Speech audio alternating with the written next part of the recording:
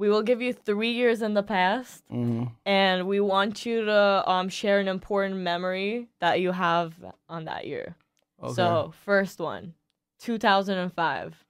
2005, I was managing this group, LEP Bogus Boys, running around Chicago with like 100 gangsters, passing out CDs. We had this song, this big song in the city, and only thing I really remember was just being around, just promoting the music of LEP.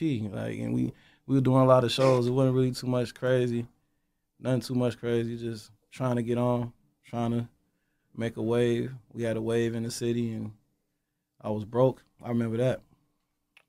Definitely didn't have too much money, but I had a lot of fun. I had a lot of fun. So next year, there's a lot of guys around, just a lot of like dudes wearing ACG boots and big bubble coats. I just remember that. It was definitely an interesting time. It was like running around like with like Wu-Tang Clan or something, but like the gangster, like super gangster. Yeah. But you know, like there's an important lesson there. You said that you were broke, but you had fun. I think that's a very important lesson. Importance. Yeah. I was broke. That's how the happiness comes in. So next year, 2010. Wow. I messed up. That wasn't 2005. That was 2010 when I just said 2005. Okay, let's get back to Let's go back. I just gave y'all 2010. All right, well, we're done with 2010 then. Let's go to all right, 2005. That was 2010. Sorry, guys. And, well, 2005, I was working at a call center in Chicago. Okay. I just got out of high school, and I was working at a call center. So you were definitely... Oh, yeah, I got a crazy story then. Okay, right? This is the memory I had. Waiting for this moment. All right, so look. So me and my friend Sean, he was, you know how you trying to figure out what you do when you get out of high school? Yeah. And he was like, man, look, we should just go to the military. And I was like, all right, cool. It's like, man, they're going to pay us this much. I'm like, all right. Dang, I can't tell all the story, but to get in the military, you got to do certain, you have to have certain requirements. Right. And my friend Sean was drinking a lot of water and like trying to make sure he was in shape to go to the military.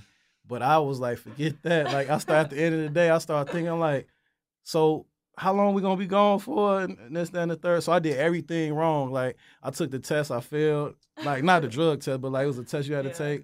I made sure because I didn't want to disappoint my friend. I went along with the process, but I made sure that they wouldn't pick me, And that's, I remember that. That was 2005.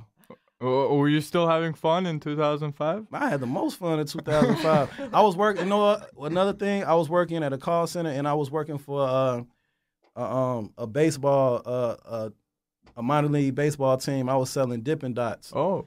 You know what Dippin' Dots is? It's like the ice cream, but it's not like, it's like dots of ice cream. Oh, yeah. It's like the ice cream of the future at the time, right?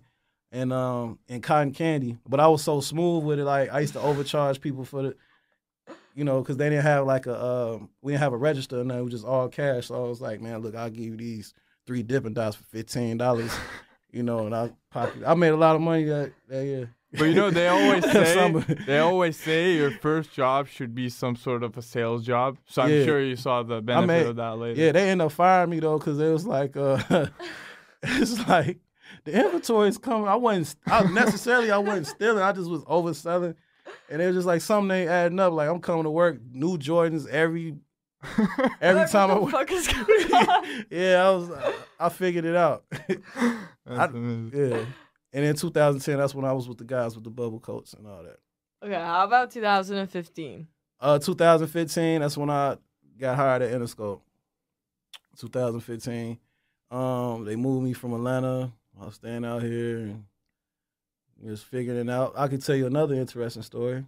Please. Shoot it. Okay, so when they hired me, they gave me 3 months. They paid for my housing.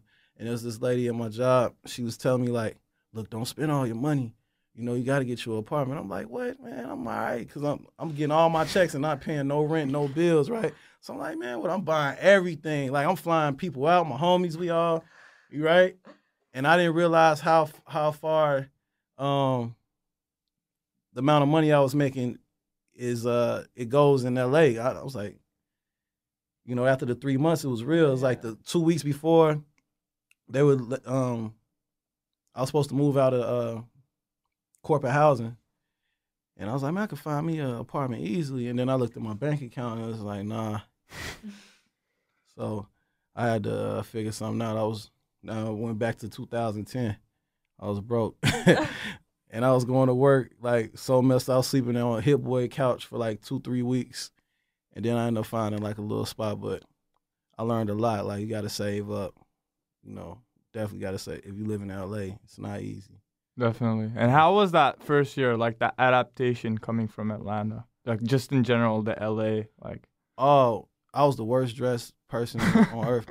I had like True Religions on when I came to work.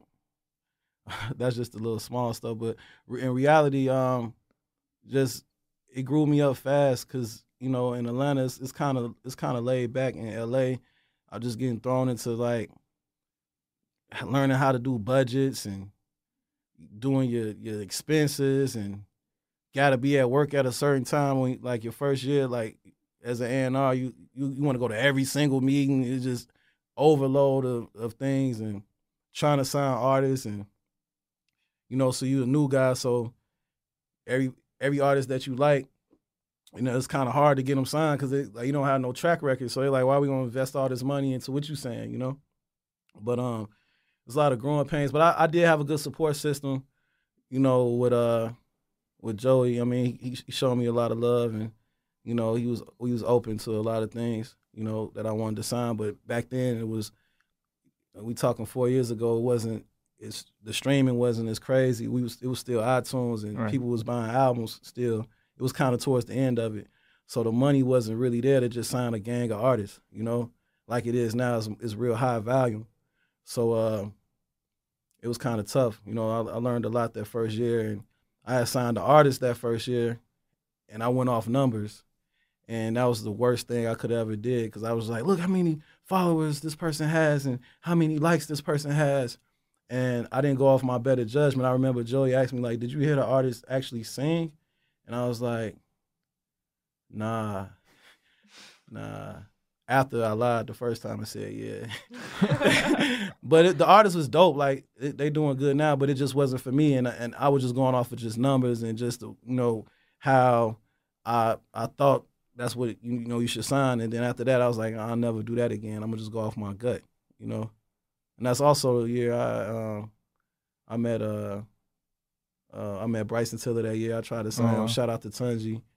I was trying to sign him. I was trying to sign, like, I think it was, don't give me I think Kodak Black at that time. Shout out to Orlando. There's a lot of artists that from around 2015 that was, you know, that's popping right now, right. You know, that I was trying to sign. So I just learned a lot as far as, like, you know, trying to lock down artists and how deals go and trying to sign. It was a lot. So 2015, that was a monumental year in my life.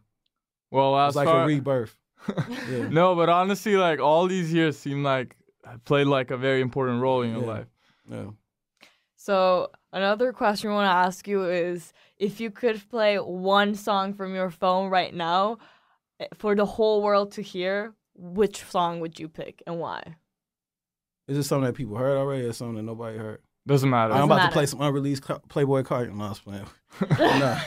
No, if one song I could play, it would be... I'm trying to think. I don't know. Actually, I'm gonna be honest with you. I've been listening to this Nipsey Hussle song. Which one? What's the song? With CeeLo Green. Okay. I can play it. This is the only song I've been listening. I'll be going to the gym listening to it. Let's play the full version at the end. Yeah, let's play this song, man. Let's just play it. What's the name of the song? Cut me off and play this song. It's called Loaded Bases. That's the song I've been listening to for the past week. I just like what he's saying on that. Let's just cut me off. Play. Wait. Then let's end it on a good note. Let's ask you the last question. where we really want to ask you, what's the one message that you want to send out to young professionals who want to be in the music industry, who want to be an A&R or any other like department? What's the one message fresh out of college? What's the one thing that you want to tell them? Man, you cannot. All right.